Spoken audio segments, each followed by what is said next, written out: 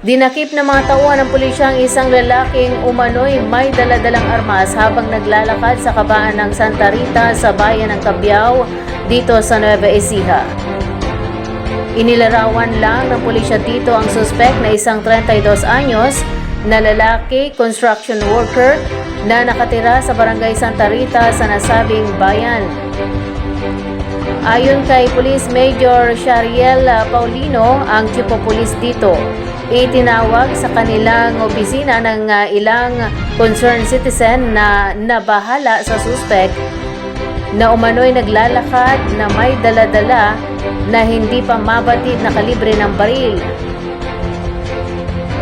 Sa pagresponde ng pulisya ay agad na dinakip ng mga tauhan ng Cabiao Police Station ang suspect at nakuha dito ang isang improvised na paltik kasamang 3 bala ng caliber 5.56 at 4 na bala ng caliber .9mm.